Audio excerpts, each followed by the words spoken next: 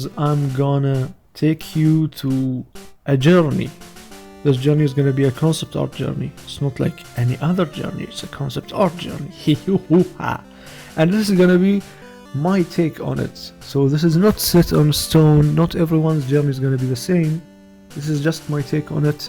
It would be awesome if you guys would tell me where do you think you are in terms of your level in this journey according to my take. And yeah, let's get right into it. So most of us when we were kids, especially us from the 90s and the 80s, we didn't know what concept art was. It wasn't familiar to most of us. So I just dreamt of being an artist, but I didn't think it was doable until I changed my career at around 26. So enough about me, let's get into this thing. So I'm gonna talk about concept art, but of course when I was young I thought of it as art. So but here I'm gonna be specific. I'm gonna be talking about concept art. But you can relate in your own way, whether it was illustration, maybe graphic design, anything, anything art related. So first you see this big world of concept art. Like concept artists, not all of them, but most of them. Some of them are very, very, very specialized, but most of them are able to draw a lot of things because everything is made out of shapes, basic forms, So once you understand to draw something, you can draw anything. So at the beginning, the journey starts as a beginner. Like this is my take. First, you start as a beginner, okay? So you go to Professor Oak, you choose your path. Okay, let's say like Charmander is for art, Bulbasaur is for music, stuff like that. And I chose Charmander, which is art. So the first levels from 1 to 8 I think are mostly drawing faces. So when we start, we always are fascinated by drawing faces and usually humans. Or this is me, okay? I'm gonna speak more about me, but anyone who can relate, that would be really awesome. And so you try drawing faces, eyes, stuff like that. This is what fascinates you most. And I think you have a choice, either to continue or to go to video games. Or you could do both, but some people just leave art altogether and just choose to go play video games. Or it could be the other way around. Video games could take you to art, which happened in my case, and TV shows and cartoons, they took me to art.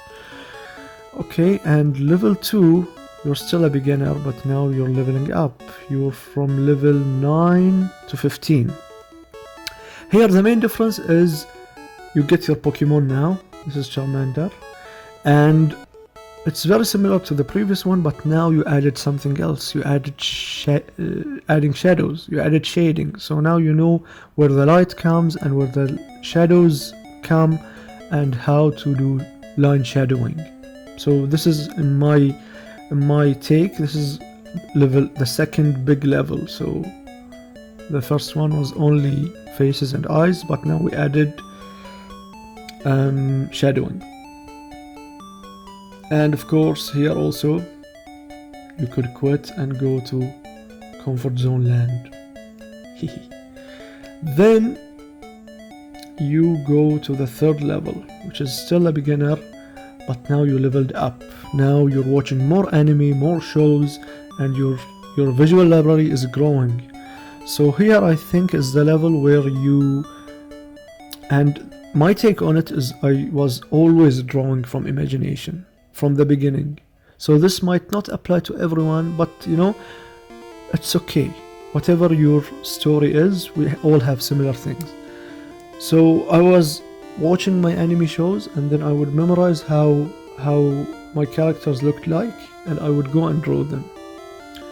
So this is how it goes. So it talks about sketching our anime heroes, characters, whatever, And as you can see, the uniform is changed now. He's much more stronger, and the Pokemon is also leveling up. And also here you have another chance of leaving it and going to the comfort zone land, you know, where the goodies are. And a lot of people, you know, they quit. Then you move to, in my take, to a novice level.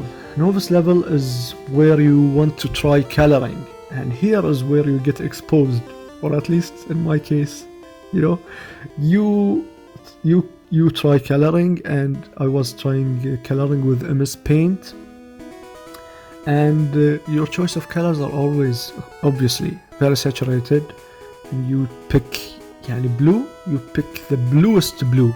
Red, you pick, you know, you don't have any understanding of any saturation, any values or anything. And of course the river is blue, you're gonna choose the bluest blue, and for the sky, you know, so this is, and for the green, for the grass, it's the greenest green, and so on. So yeah, so in this phase you try coloring, you draw more characters, you try backgrounds, and you go for very saturated colors. Okay, this phase is so much fun, and maybe a lot of you guys can relate to this phase. This phase is you level up, okay, and this is the phase which I call it, I will make the next Naruto phase. So here you enjoy reading mangas, and you see like, okay, this is, those artists are not really this impossible to imitate, especially Naruto's art style. So you think maybe I can make the next Naruto. You don't know how big of a commitment it is. So you think I'm gonna make the next Naruto, and and you start. And in my case, I had a friend who was a writer, and we were discussing like, man, let's do the next Naruto. Come on, man, let's do it. And maybe we did 3 pages and some character designs, and then we quit. So anyone of you guys who can relate, let me know. And the next phase is a strong phase. So this phase is where I call it is the phase where you really think you got it all. So, or almost got it all. You are very close to reaching it. And here maybe you start experimenting with some styles, and your non-artist friends think you are the best, and you believe that. And this is what I call maybe deviant art, kind of. No offense, of course, there are tons of guys who are really good at deviant art, but deviant art is easier to. It's easier in deviant art to be cool, easier than like ArtStation, for example. So this is where you think you are really good, and your non-artist's friend think you are really, really good, and you believe that. And then we move to level 7, which is intermediate, and it is between 57 and 64. This is what I would love to call the awareness phase. This is where I think most people quit. So after the previous phase where you thought you got it all, and all your non-artist friends are telling you, wow, you're the best. Now once you see others, and maybe also you were the best at your school, maybe you see someone who is your age which is much better than you, and you try something else other than characters, like you want to do an environment, and you see how bad you are at it. You see your weaknesses, and then you move from unconscious incompetent to conscious incompetent. So what does this mean? It means that you were not good before and you didn't know it, but now you know that you're not good. And some people, they move to this thing where I would love to call, I used to be an artist kind of old guy. And or some people just choose another career, which is totally fine, not by any means downgrading any other option, but this is what usually happens. and you know, maybe art is not for you, which is totally fine. But don't be this guy who gave up on the dream, you know, this guy or girl who gave up on the dream. If art is not for you, it's totally fine. All respect to other jobs, even more than art. So, but you know, don't go to another thing where your heart is into art. That's what I'm trying to tell. And so after that, we go to the intermediate phase.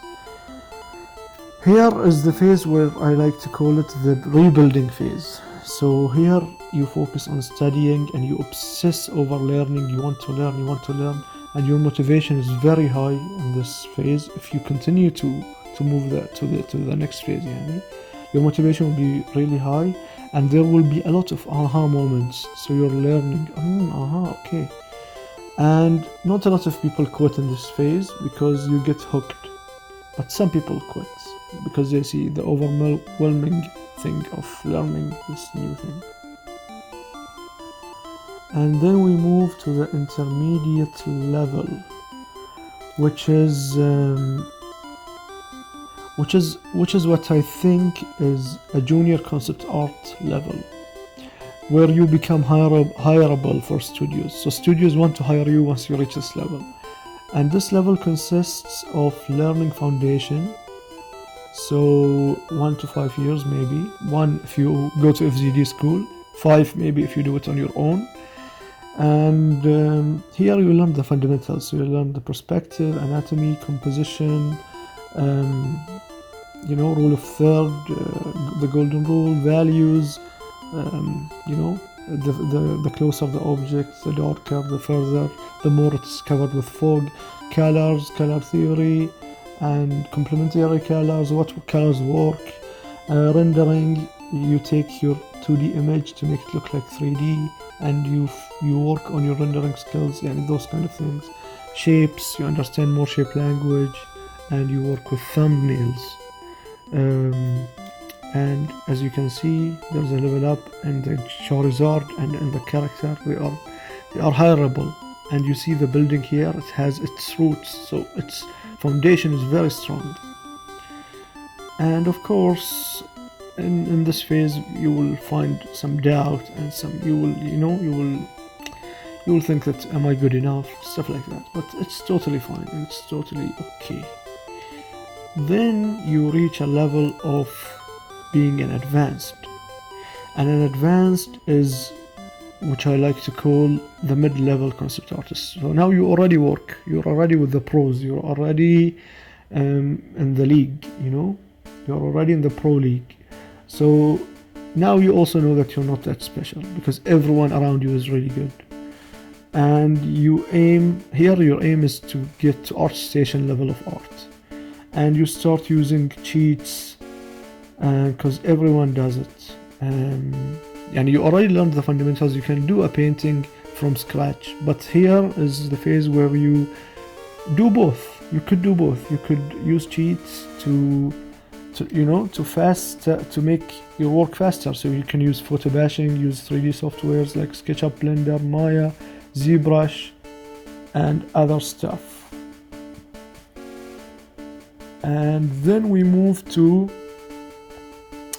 the advanced, which is level 11, which is from 91 to 95. Those numbers are just, they don't make any sense. They're just, just my take.